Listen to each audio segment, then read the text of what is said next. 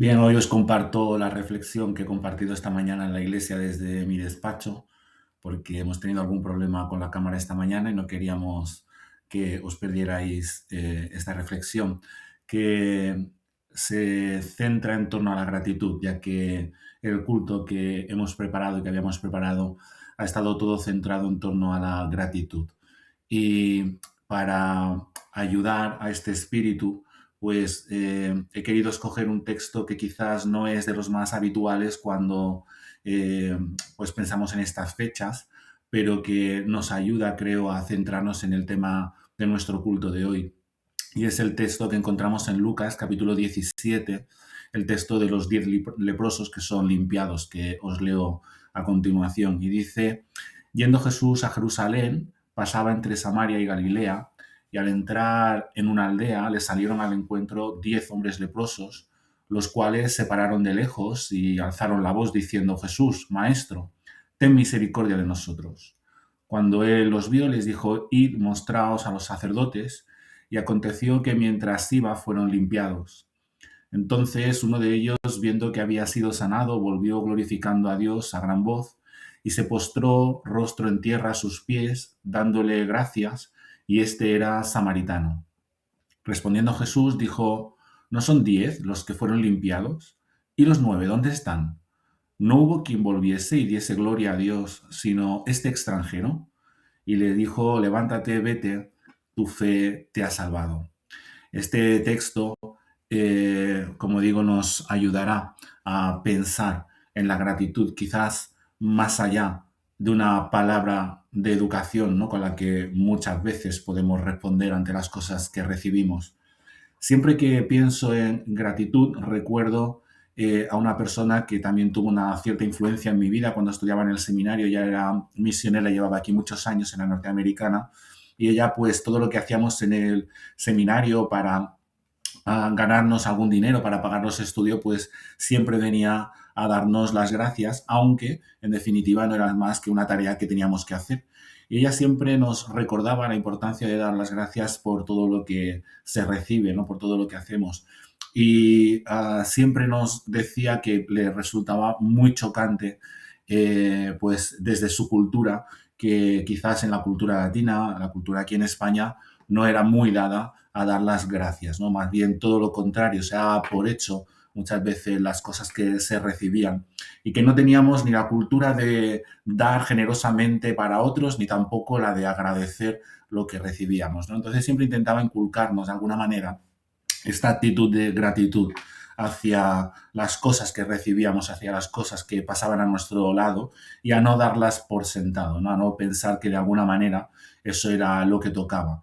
Así que siempre me ha parecido interesante desde entonces, interesante y necesario cultivar una actitud de gratitud, de agradecimiento, que además creo que cuando se practica y al final lleva a que se genere un hábito, ¿no? En nuestras vidas de gratitud, también moldea nuestro carácter, nuestra actitud y nuestro estar en la vida, ¿no? Así que me parece que dar las gracias es algo más que palabras. Y en un día como el de hoy, donde hemos recordado en el culto todo lo que hemos vivido durante este año, las actividades que hemos podido hacer, las alegrías, las tristezas por las que hemos pasado, las muchas bendiciones de Dios, ¿no? Con las cuales nos hemos podido gozar durante el año, creo que es muy apropiado acompañar todo esto con esta pequeña reflexión que será hoy en torno a la gratitud. En este texto encontramos 10 leprosos y estos 10 leprosos de alguna manera reciben la sanidad de parte de Jesús. Sin embargo, no todos van a volver a darle las gracias y a expresar la alabanza, ¿no? A expresar esa gratitud por haber recibido esa sanidad, sino que regresa solo uno, y para más Inri, el que regresa es samaritano. Es conocida, seguro, por todos vosotros, por todas vosotras, esa tensión entre los samaritanos y los judíos, y el texto ya indica, ¿no? Que Jesús se está moviendo en esta frontera y por lo tanto pues encuentra personas de ambos lados, ¿no? Y en este caso, de hecho el propio Jesús lo subraya en el texto, y dice solamente este extranjero, ¿no? Pues que no es del pueblo de Dios, no, es el único que ha venido a dar las gracias por esta sanidad. La verdad es que seguramente el contexto nos queda un poco lejos, ¿no? La lepra, aunque creo que de alguna manera hemos escuchado esa palabra y sabemos que pues es una enfermedad de la piel, realmente la lepra que hoy conocemos primero en nuestras sociedades no suele estar presente y tiene, en la mayoría de los casos, cura, está muy lejos de lo que se consideraba un leproso en ese contexto. Lo verdaderamente importante de ese contexto social es que la lepra no solamente era una enfermedad que además podía llegar obviamente a ser incapacitante, sino que además era una enfermedad excluyente, te excluía de la sociedad. El hecho de tener la lepra te obligaba a apartarte del resto de las personas, a vivir aparte. La gente te evitaba, ¿no? Precisamente por esa enfermedad. Y no solamente te excluía de la sociedad, sino que además en la concepción religiosa del momento, esa enfermedad se relacionaba también con el pecado. Por lo tanto, la persona que tenía la lepra casi que tenía pues tres grandes losas sobre su vida, ¿no? La propia enfermedad física, la exclusión social que todo ello le conllevaba y al mismo tiempo el sentimiento de ser una persona pecadora, una persona que se merecía tener esta enfermedad seguramente por algo que habían hecho él o sus padres, ¿no? Contraria a la voluntad de Dios. Por lo tanto, la lacra que tenía que soportar esta persona era muy importante.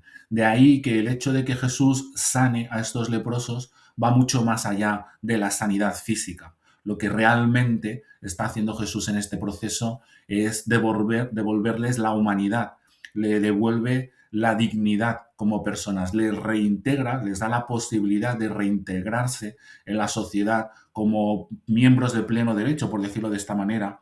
Y no solo esto, sino también de poder sentirse en comunión con Dios, ¿no? De poder acortar esa distancia tan enorme que ellos podían sentir como pecadores ante Dios. Por lo tanto, la intervención de Jesús, que el texto señala, que los ve, que se acerca, pues es, como digo, va mucho más allá de lo meramente físico.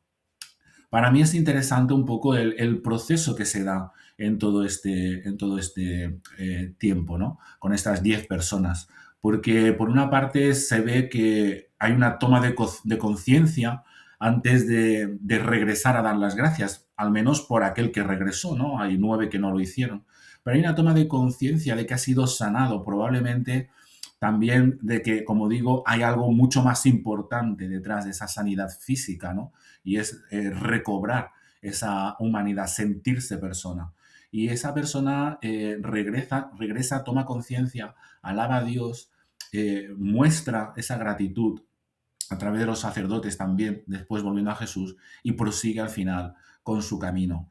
Así que, en definitiva, se ve como todo un proceso, ¿no? Como toda una especie, por decirlo de alguna manera, de ritual de la gratitud en este encuentro con Jesús. Y, en definitiva, este aspecto del ritual también es importante, ¿no? Porque es una manera de practicar y de integrar, ¿no? De hacer parte de la vida el hecho de estar agradecido por lo que recibimos. Lo verdaderamente importante, quizás como una primera reflexión, es la gratitud como una forma de ser, no solamente pues como una palabra de educación, de buena educación que todos más o menos podemos tener, sino como una forma de ser. Esa toma de conciencia de lo que ha pasado en nuestra vida y expresar esa gratitud, ¿no? Por lo tanto, gratitud como forma de ser. El leproso samaritano ve que ha sido sanado y reconoce esa sanación.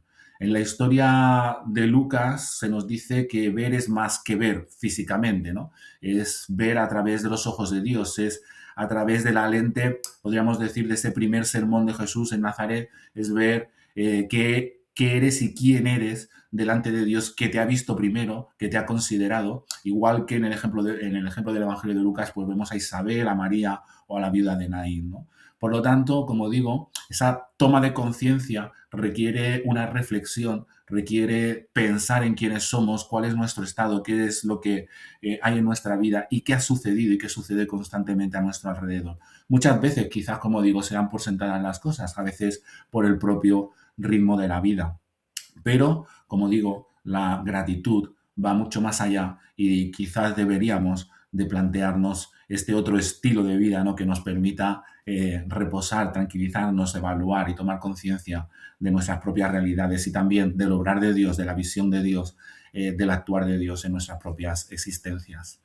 La verdad es que algo también interesante en el texto es la alabanza, ¿no? Es la expresión del reconocimiento de quién es Dios, ¿no? La expresión de gratitud que incluye a Dios en todo ello. Nosotros hemos querido en esta mañana dar gracias a Dios por varias cuestiones que han sucedido en nuestra comunidad y después lo vamos a hacer también en torno a las cuestiones que han sucedido en nuestra vida, pero lo hemos hecho en el marco también de la alabanza, porque en definitiva, cuando alabamos a Dios por quien es, ¿no? Por esa majestad tan inmensa que supone su ser.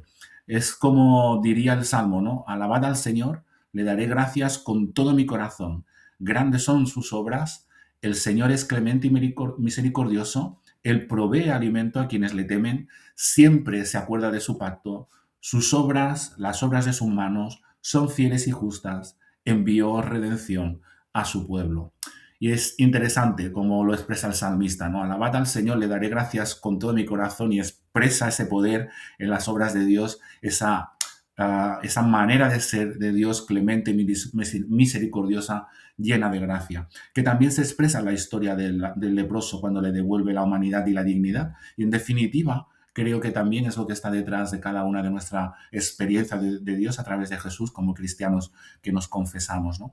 Por lo tanto, esa alabanza que precede, que antecede o si queréis que acompaña a la gratitud, en definitiva el reconocimiento de quién es Dios para nosotros, que acompaña la gratitud.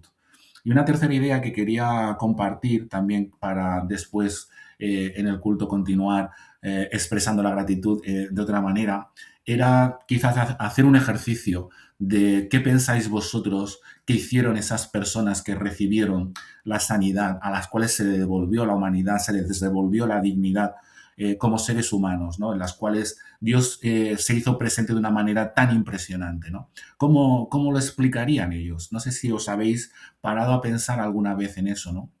¿Qué dirían esos 9 que no volvieron a dar las gracias, ¿no? ¿Cómo explicarían a sus familias lo que les pasó? ¿Cómo se lo explicarían a ellos mismos? ¿Cómo lo explicarían al resto de la sociedad? ¿Incluirían a Dios en esa explicación? ¿No lo incluirían? ¿Por qué no volvieron? ¿Y qué haría aquel que sí lo hizo, no?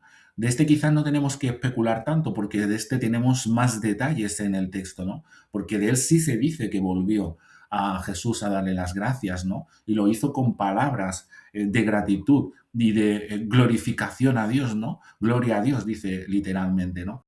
Por lo tanto, él sí que reconoció el obrar de Dios en su vida y lo expresó a Jesús. Y seguramente entiendo, creo, en este ejercicio de ciencia ficción de alguna manera que os propongo, que también así lo explicaría a las personas con las cuales se interrelacionaba, ¿no? Quizás con sus familiares, con sus amigos, con las personas con las que compartía, quizás con otros leprosos, ¿no? Con los que hasta ese momento había tenido que compartir el camino.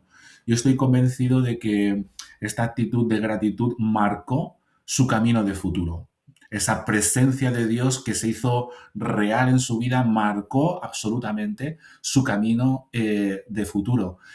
Marcó sus palabras, marcó sus hechos. Y a mí me sugiere, pues también, ¿no? Esta realidad de que quizás nosotros, si nos ponemos en el lugar de la historia, ¿no? Pues pensar qué hemos recibido nosotros de parte de Dios, ¿no? Como digo, en el culto hemos hecho un buen recorrido de las muchas cosas que hemos recibido de Dios como comunidad en el 2025. Pero ahora me gustaría centrarme en lo personal. ¿Qué hemos recibido todos y todas, cada uno de nosotros, de nosotras, durante este 2025 de parte de Dios? ¿Cómo se ha hecho presente Dios en nuestra vida? ¿Cómo nos ha ayudado a humanizar nuestra existencia?